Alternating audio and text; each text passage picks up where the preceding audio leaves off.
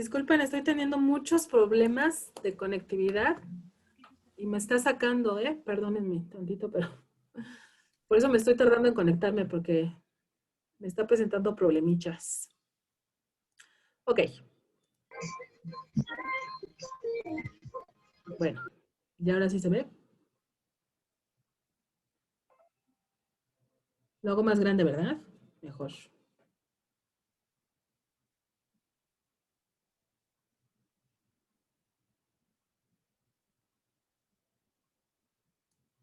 Ok. ¿Se acuerdan del ejercicio que empezamos a hacer en alguna otra clase sobre definir un problema de investigación? Esta etapa, tanto en investigación de mercados o comercial como en investigación de cualquier otra especialidad, sea en salud, por ejemplo, porque también a los niños tengo la fortuna de darles metodología a los terapeutas, a los nutriólogos, ¿no? A los comercio internacional. Cada área de conocimiento tiene su proceso investigativo, porque en todas las áreas se puede investigar. Pero cuando llegamos a la etapa de definición del problema, se ubica esta etapa como siempre encontrar algo negativo que yo tenga que resolver, ¿no? O algo malo que esté pasando en cierta situación que a través de la investigación se tenga que resolver. En cierta forma, sí. O sea, sí se vale, por ejemplo, encontrar la solución o la mejor solución política para el Estado de México en las próximas elecciones del bla, bla, bla, ¿no? Ok, sí se puede dar desde un enfoque negativo, que a través de una investigación se pueda solucionar, pero lo que quiero también dejar claro es que un problema no necesariamente siempre es negativo en una investigación. Por ejemplo, un problema de investigación puede ser encontrar, o más bien, porque no, ese es objetivo. Un problema puede ser continuación de la aplicación de la vacuna anti-COVID en el Estado de México durante el año 2021. ¿Eso es negativo? ¿Es una situación mala? No, ¿verdad? O sea, es una situación que se planea mantener y que yo como investigador necesito encontrar cómo le voy a hacer o cómo le va a hacer el gobierno nacional o federal para continuar con la aplicación de las vacunas. ¿Están de acuerdo? Pero no es una situación negativa. Entonces, por eso ese es el ejemplo que yo les quería compartir para que no se queden con la idea de que un problema de investigación siempre es malo o siempre es negativo. Sí, generalmente lo es, sí lo sé. Ajá. Pero también puede ser una situación que se desea alcanzar o que se desea mantener o que se desea mejorar, que a través de la investigación lo podamos lograr. ¿Sí?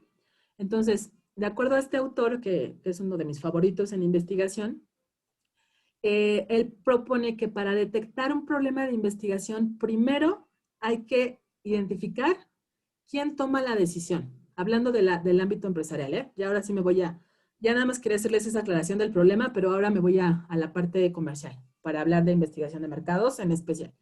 Entonces, para identificar un problema de investigación de mercados, primero tengo que encontrar quiénes son en las empresas los que toman las decisiones, tanto los de adentro como los de afuera, ¿eh?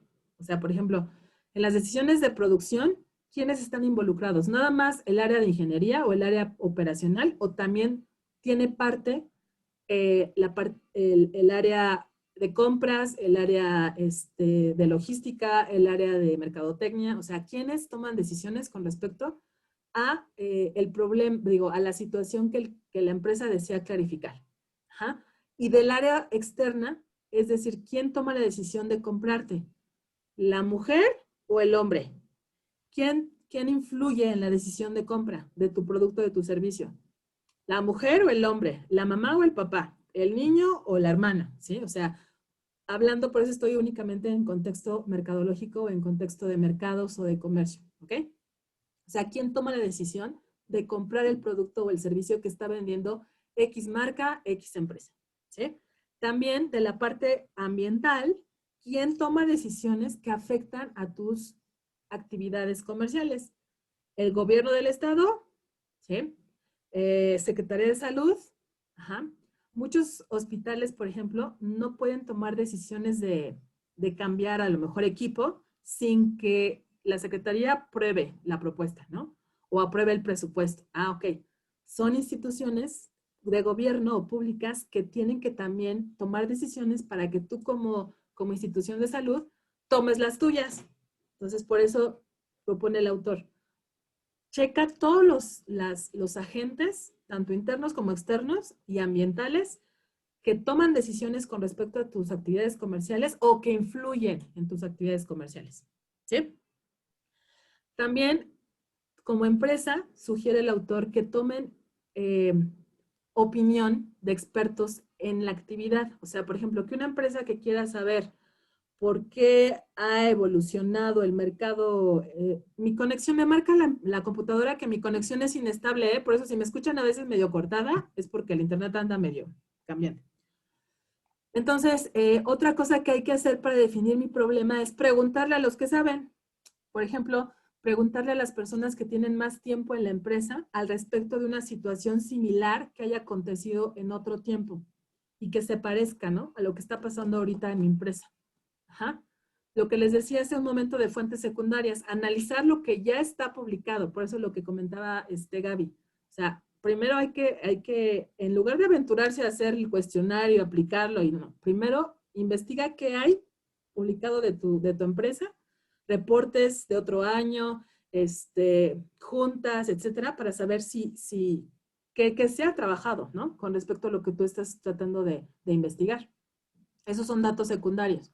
Reportes de la Secretaría de Economía, reportes de otras instituciones, porque también eso te va a ayudar y son datos secundarios. Y después hacer un análisis cualitativo. Recuerden que el análisis cualitativo tiene que ver con la calidad, la cualidad o los adjetivos subjetivos de cierta situación. O sea, preguntar o investigar cómo ha sido bueno, malo, grande, pequeño, pero no tienes datos numéricos. O sea, solamente son cualidades de la situación de estudio. ¿Sí? Por ejemplo, no es lo mismo que te digan, a ver, ¿qué es el COVID? Pues habrá quien te conteste, no, pues es una enfermedad respiratoria. Quien más sepa, ¿no?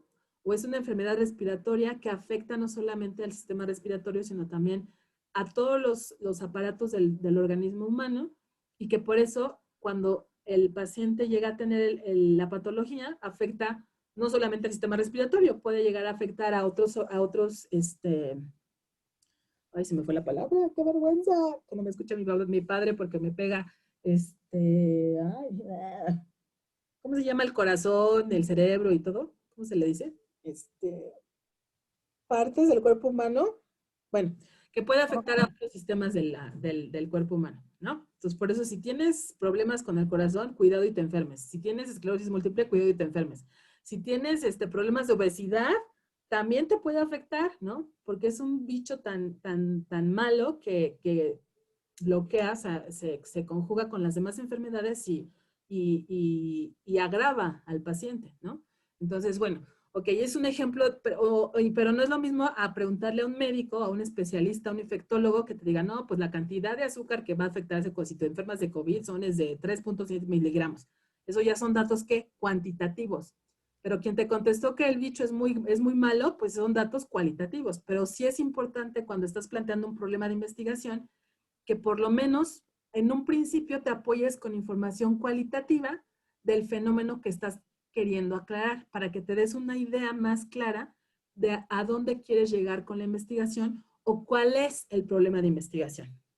Es como tener algo a tener nada. Pues mejor tener algo que es información cualitativa, que es muy válida también, pero no posee datos numéricos que complementen una situación, sino nomás es para darte una idea, ¿no? Después de haber analizado esto, analizar a quién toma decisiones, etcétera, ahora voy a identificar cuál es el contexto ambiental del problema, y aquí es un pleonasmo, porque contexto se infiere o queda implícito que estamos hablando del ambiente, ¿no? Contexto es dónde, cuándo y por qué. Esas son preguntas de contexto, ¿sí? Entonces, para tú identificar más claramente el problema, Identifica dónde, cuándo y por qué. ¿Sí? Por lo menos lo más aproximado a lo que es tu problema de estudio. ¿Sí? Luego viene, ahora sí ya tienes información más cantidad de información para poder tú establecer cuál es el problema de información o el problema de la investigación de mercados. ¿Sí? Que recuerden, no siempre es negativo, también puede ser otra situación. ¿Ok? Pero tienes ya información, tienes ya base para poder armarlo más claramente. ¿Sí? Eso es el paso 1, que es definición del problema. Fíjense aquí algo importante. Un problema no se redacta como un objetivo. No es lo mismo un objetivo que un problema. Un objetivo se plantea como algo que quiero conocer, algo que quiero encontrar, algo que quiero identificar, algo que quiero entender, algo que quiero bla, bla, bla. Pero fíjense cómo lo planteo, con un verbo, ¿cómo? En infinitivo. Si ustedes me plantean como objetivo, solución del problema de ventas de la empresa Grupo Moderna, eso sería más bien un problema, ¿eh? ¿Están de acuerdo? No es un objetivo. Para que sea objetivo, tiene que ser solucionar el problema de venta o solucionar la falta de incremento en la cuota de mercado de la empresa La Moderna. Ah, ok. ¿Sí? Y de hecho es un objetivo accionario. O sea, solucionar es, ¿qué infiere? Que tú tienes que solucionar, ¿verdad? O sea, lo tienes que hacer. Por eso es objetivo accionario. Pero un objetivo de investigación, tienes que ocupar verbos que signifiquen investigación. ¿Cuáles son los verbos que significan investigación? Encontrar, detectar, analizar, descubrir, entender, ¿no? ¿Sí me explicó? Esos verbitos indican investigación y se ocupan en objetivos de investigación. Situaciones como sustantivas son un problema, la que les acabo de decir. Pero yo no ocupé en ningún momento un verbo en infinitivo. Por eso cuando hace rato les dije un ejemplo que empecé con un verbo en infinitivo, me regresé y lo cambié a una frase sustantiva. ¿Sí?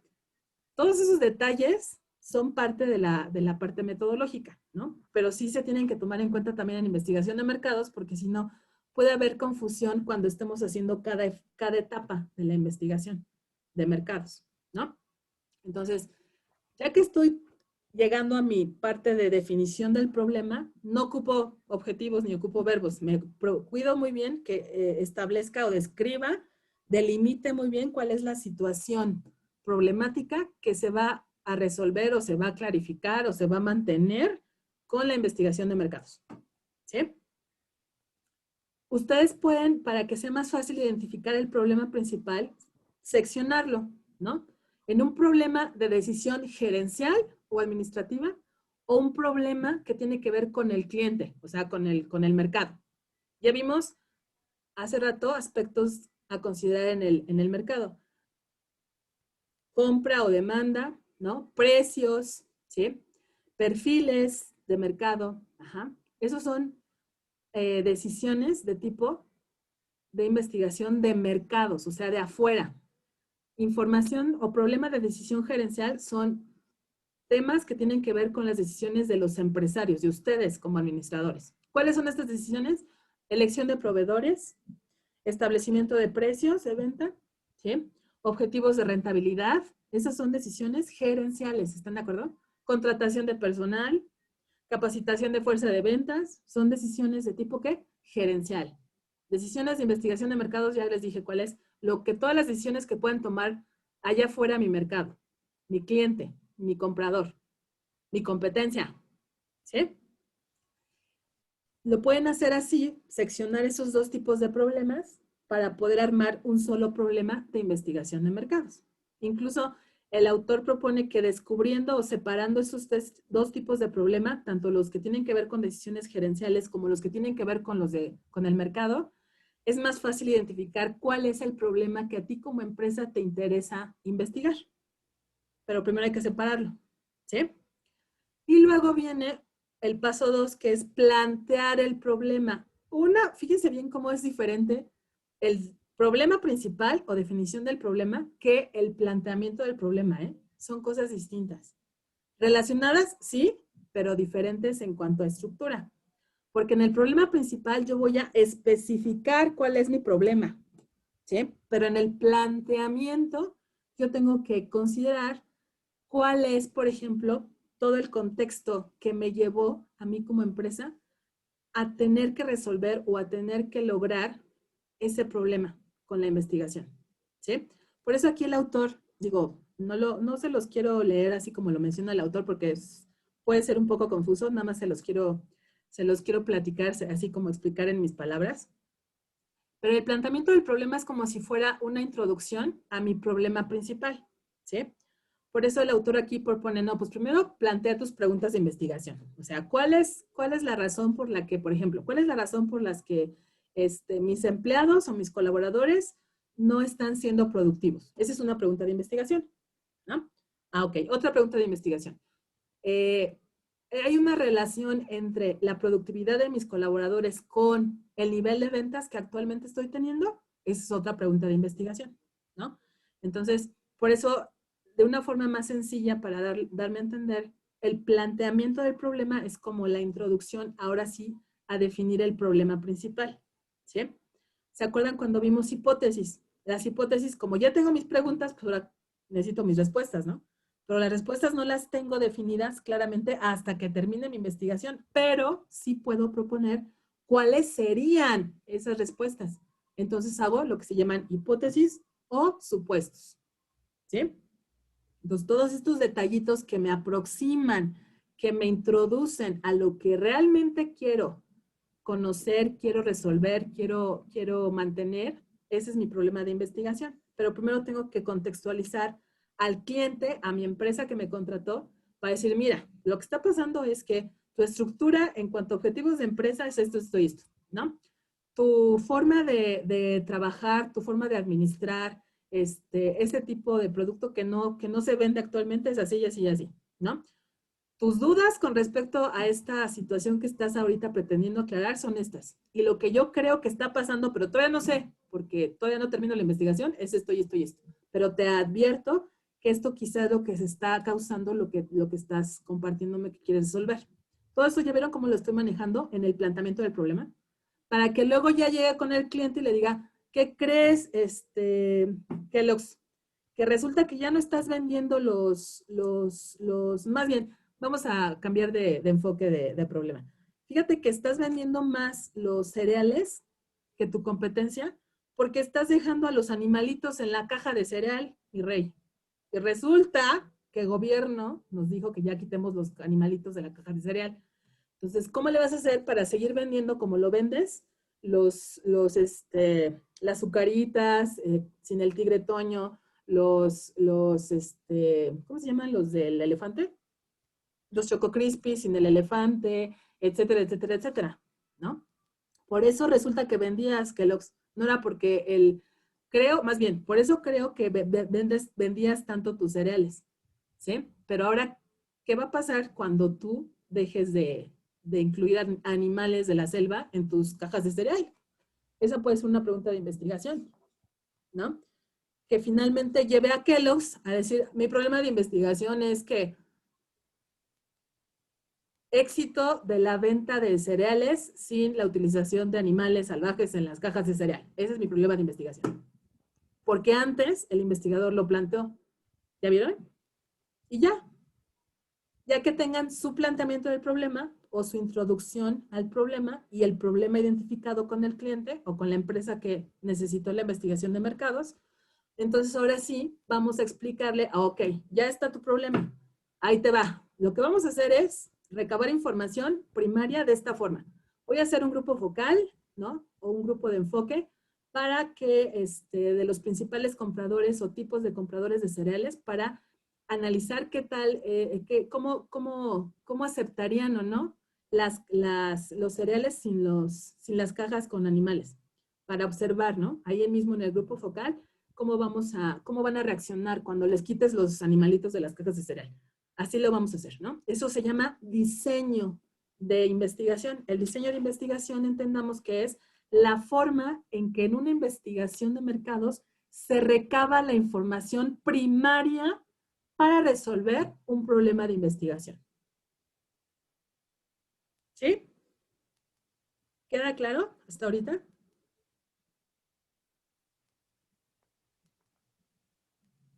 Espérame tantito. Sí que sí o no que no, o más o menos. Ya Karen no se pudo conectar, ¿verdad? Chin. Vamos. ¿Qué fue No, entonces? de hecho he estado mandando evidencia de que no tiene luz, de los medidores, de lo que le han contestado. Y dice Híjole. que no tiene carro como para moverse a otra bodega. Y la verdad vive bastante lejos del centro de Querétaro. ¿Cómo crees? Sí. Ay, qué desesperación. Sí, la otra vez logró trasladarse de su casa a mi casa, pero son Ajá. como, en el carro son como 35 minutos más o menos en trasladarse. ¿Cómo crees? Yo pensé que vivían ahí en la misma privada. Dije, ay, qué buena onda, pues entonces ahí, ahí comparten, No, comparten no, son equipo. como 35. Híjole. De hecho, ella está hacia la salida hacia Celaya y yo estoy hacia la salida hacia San Luis. Ah, ok, ok, ok. Híjole. Dile a Gaby que no se preocupe, que nada más vea la sesión para que no se estrese. Y la falta no le voy a poner falta, ¿eh? O sea, porque ya estuvo al principio y todo, pero pues, ni modo. Hace rato te digo, a mí también me estaba sacando esta cosa y no me podía yo conectar.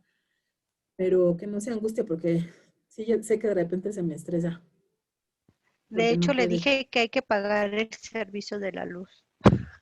Qué grosera, Gabriela, qué grosera. Lo bueno es que es tu amiga. Bueno, es bien distraída y es capaz de no haberla pagado. Sí, pero no creo, con ahorita, cómo lo estamos necesitando ahorita. Ok, vamos a continuar rápidamente, muchachos, porque si no perdemos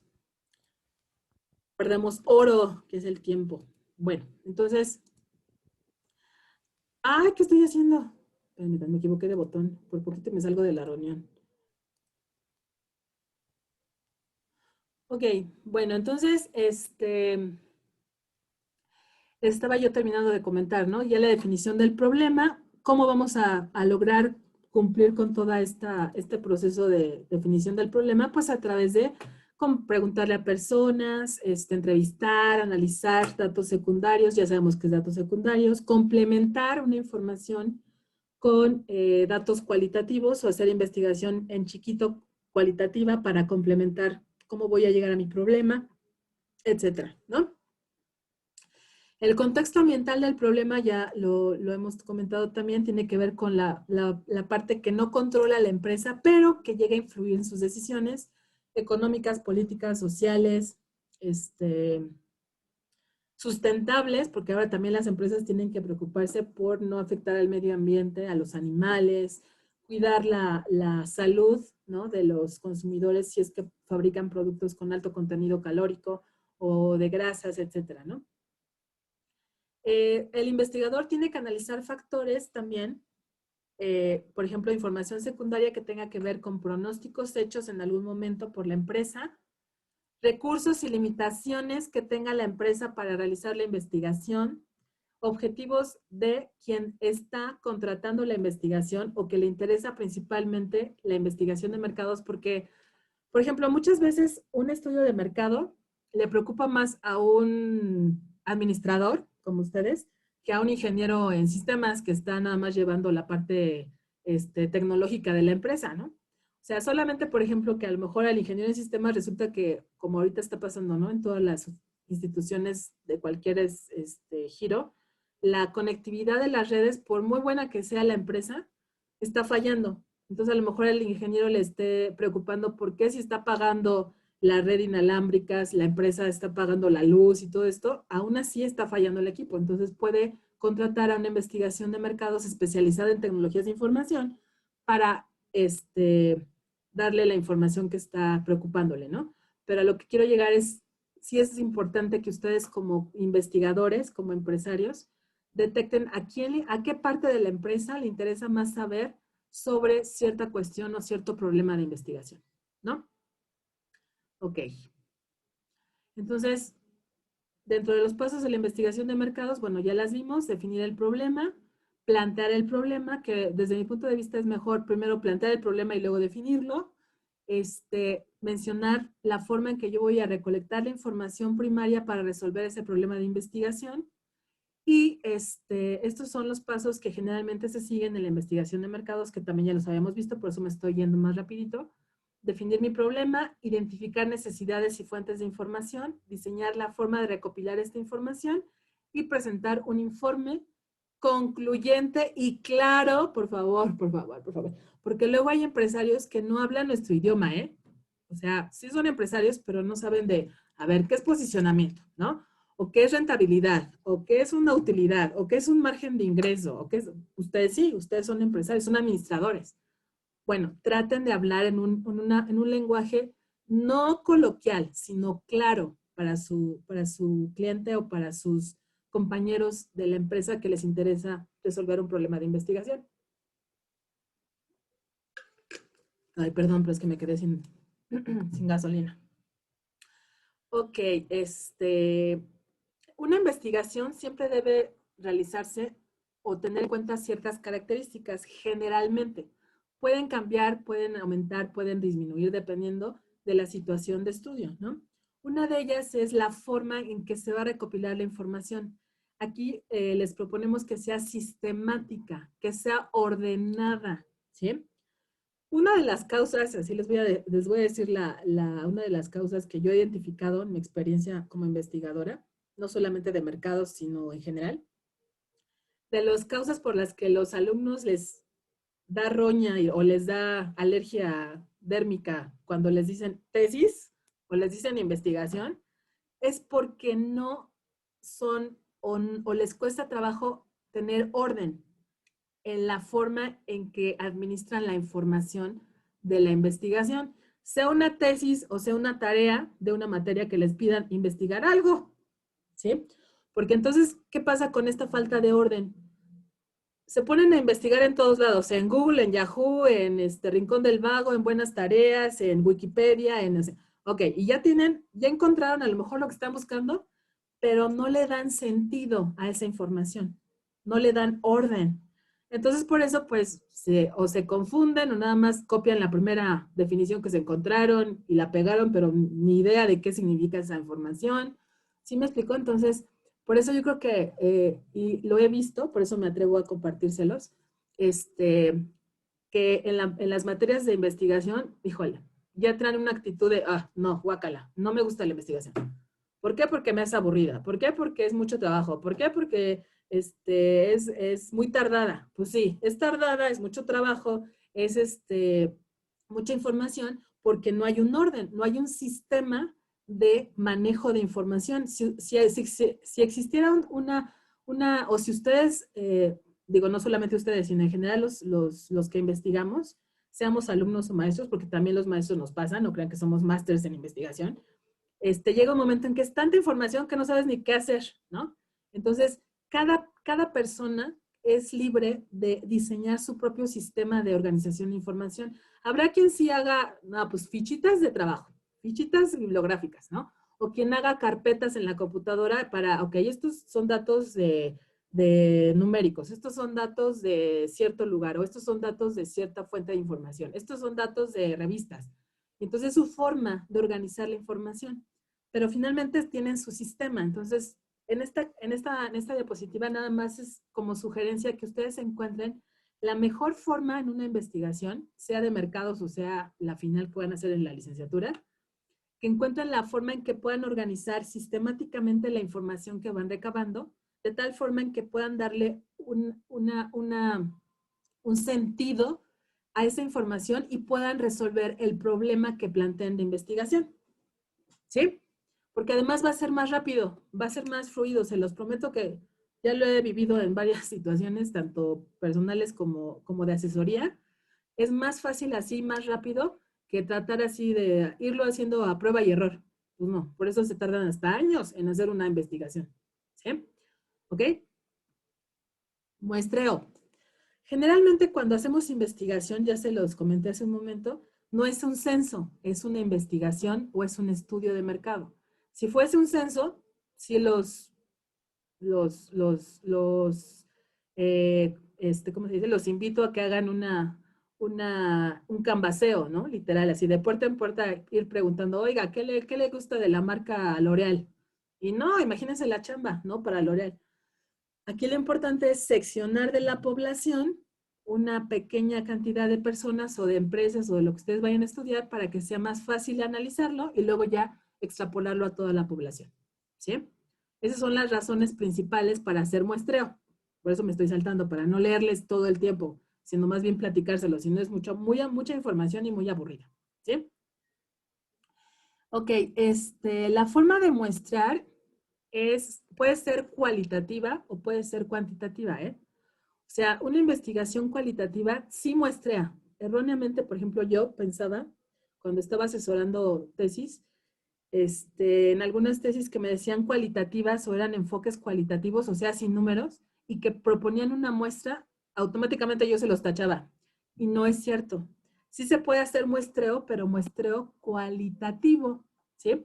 El muestreo cualitativo es sin fórmula, como el cuantitativo, sin fórmula, pero, por ejemplo, por conveniencia del investigador, suponiendo que sea una población muy diferente, muy heterogénea, ¿no? En donde no haya posibilidad de aplicar una fórmula o no haya posibilidad de seguir una técnica más numérica.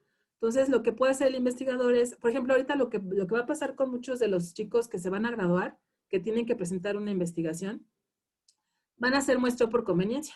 O sea, como no pueden salir o no pueden seccionar la población de estudio, les conviene por experiencia o por conocimiento de la población a la que va a realizarse la investigación, ellos hacer una aproximación de a las personas que van a entrevistar o a las personas que van a observar, porque son técnicas cualitativas, y porque en este momento no les es posible definir claramente o salir a empresas y elegir personalmente a valga la repetición, a los individuos que van a aplicarles un instrumento cualitativo de información.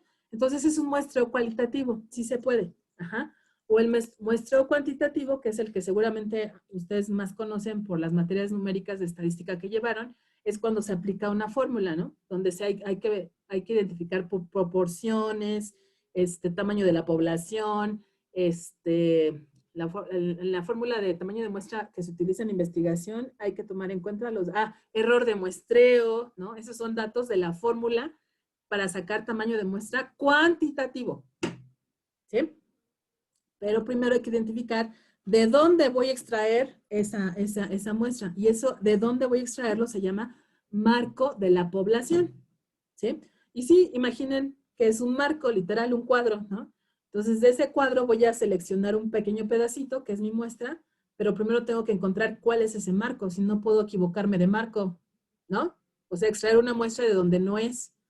Por eso aquí se les sugiere cuando se pongan a muestrar o a identificar a los sujetos u objetos de estudio de su investigación, primero identifiquen de dónde van a sacar esa muestra, sea de forma numérica o de forma cualitativa. ¿Sí? Ok, tipos de muestreo. Estos son muestreos tanto cuantitativos como cualitativos. ¿Sí? El muestreo puede ser muestreo al azar. Sofi, ¿me ayudas a leer, por favor? Porque ya me quedé ronca. Sí, Miss. Dice tipos de muestreo. Muestreo al azar. Las probabilidades de elección son conocidas y el error del muestreo puede medirse y controlarse. Muestreo por juicio. Hay tantito porque es que mi pantalla tiene una ¿Le raya abro? en la primera. ¿Así está bien, mi amor? Ahí. Ajá. ¿Ya? Ok. Ajá. Muestreo por juicio, diseñadas Ajá. por expertos y no puede conocerse el error muestral. Muchas gracias, Sofi. Ok, Sí, gracias. entonces, ay, mamá, espérame tantito. El muestreo, sí, también, el primero que leyó Sofi, que es al azar, también se conoce como muestreo aleatorio. Puede ser, bueno, hay diferentes muestreos aleatorios, pero el más utilizado es el MIA o muestreo restricto aleatorio. El muestreo restricto aleatorio, como el muestreo al azar que leyó Sofi, significa que todas las personas de la población tienen la misma probabilidad de ser elegidos, independientemente de su edad, independientemente de su género, independientemente de su condición social. O sea, es un ejemplo, ¿no? Suponiendo que vamos a basarnos en un estudio de personas. Ajá.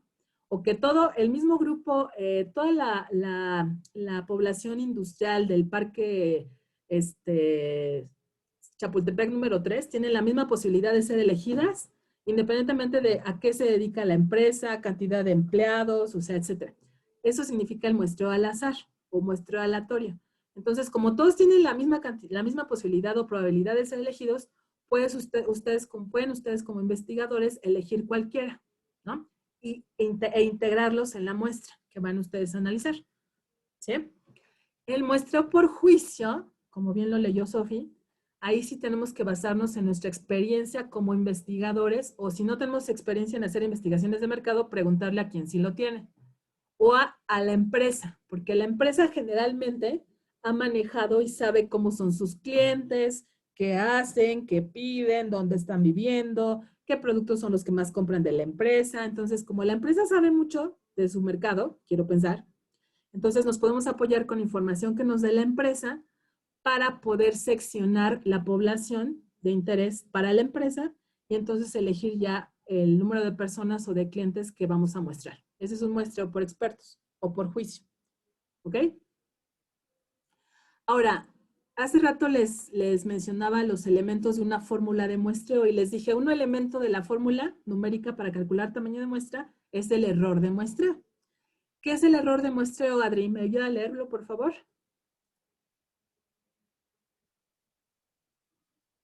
Error de muestreo, la diferencia entre el resultado de la muestra y el censo cuando se obtiene ambos resultados. Ok, muchas gracias. Aquí le voy a poner, permítanme, porque si no, no es la investigación. Ajá. Ahí está, ¿sí? A ver, el error de muestreo puede ser de dos partes. O es de parte del investigador o es de parte de la muestra.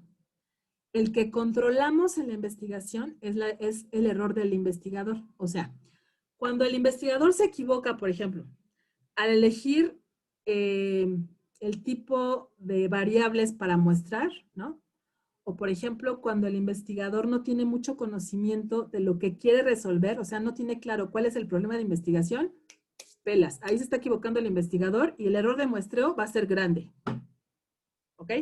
Y entonces, ¿qué pasa cuando hay error de muestreo de parte del investigador? Pues hay que regresarnos a la investigación, a cada etapa que hicimos de la investigación y detectar en qué etapa nos equivocamos como investigadores y corregirlo. ¿Sí?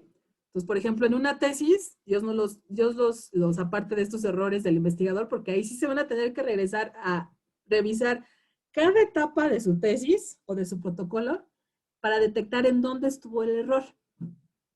Ajá.